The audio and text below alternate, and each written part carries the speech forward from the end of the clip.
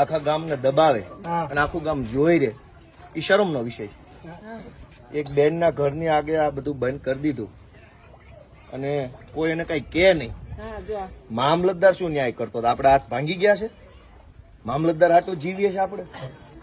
આટલી હદે ખોટું થયું. આ કોર્ટમાં ગયો ભાઈ, તોય નિર્ણય નો દીધો અમને. આજે 8 વર્ષ આ નિર્ણય થઈ ગયો. જેને મને ફાંસીએ ચડાવે ફાંસીએ ચડાવી દે.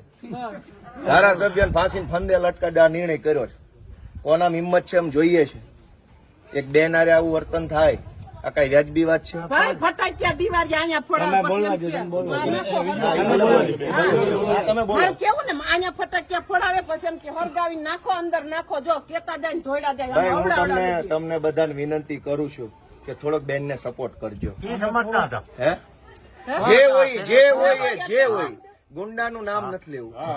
તમે બધા ભવિષ્યમાં ગમે જ્ઞાતિના હોય, બધી જ્ઞાતિના છે, બધા ધર્મના માણસો. ખોટું થતું હોય બોલવાની ફરજ તો બધા ધર્મમાં લખી છે કે નથી લખી?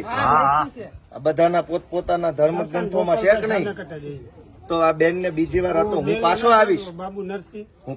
જો કોઈને બહુ મોટી હવા ભરાઈ ગઈ છે, ભાઈ ઘડીક નુરાભાઈ, કોઈને બહુ મોટું ભાજપની હવા ચડી ગઈ હોય, કિરીટ પટેલની હવા ચડી ગઈ, હું પાછો આવીશ અને એ દિવાલની જેસીબી નો એક ટલ્લો મારી દઈશું. થોડાક દી ખમો, મને નવરા પડે મશીન લઈને હું આવીશ અને કોણ મને ફાંસી ચડાવું જોઈ લઈશ. આટલી હદે નાગાઈ કરવાની, આટલી હદે દાદાગીરી.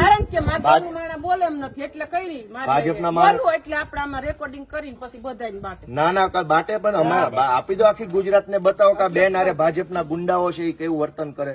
આ મેન ગેટ છે, થોડાક પાછા હટીને બતાવો તો. બધા પાછા હટી જાવ, શું ઘટના બની. આ મેન ગેટ છે બેનના ઘરનો. પાછા હટી જાવ, બધા નીચે હટી જાવ. હટી જાવ બધા, બતાવો તો બેલા બતાવવા દો. આ બેનનું ઘર છે. આ વિશાળ અડમતિયા ગામ છે, ભેસાણ તાલુકાનું. આ મેન ગેટ છે એનો. હવે અહીંયા ભાજપના માણસે બેલા મૂકી દીધા અહીંયા સળંગ. આ બધા અમે હાથે અડસેલ્યા. 8 વર્ષથી આ ગેટ બંધ કરી દીધો. આવી નાગાઈ કરવાની, બસ દાદાગીરી. શું કામ? તો કે હું ભાજપનો માણસ છું એટલે દાદાગીરી કરી. શું કામ? આ ભાઈ સીધા માણસ છે. આ બેલા અહીંયા મૂકી દીધા. અહીં સુધી લાઈન હતી અત્યારે.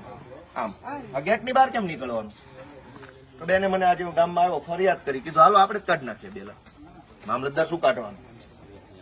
બરાબર. મામલતદાર ભાઈ આવતા જોઈ મુદ્દા પર જોઈને પાછા વયા જાય. ભાઈ બધા ભાજપ થી બીવે છે, ભાજપની લાશ કાઢે છે.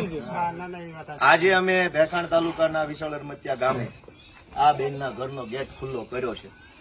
જે ભાજપ વાળા મોકાતું હોય મને ફાંસીએ ચડાવી દે. હું જોઉં છું કોણ મને કઈ ફાંસીએ ચડાવે. આટલી હદે નાગાઈ કરવાની ગામડામાં ગરીબ માણસો હારે.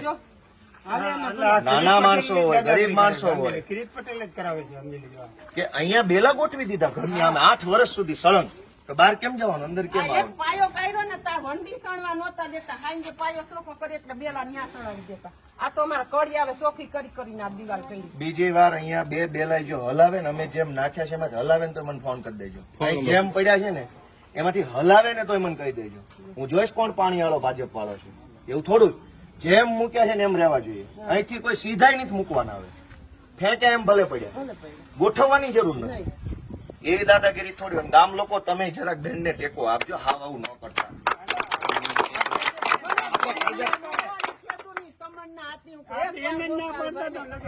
કાંઈ વાંધો નહીં. હવે હું બધાની રજા લઉં છું. ટેકો રાખજો જરા. બરાબર. હાલો.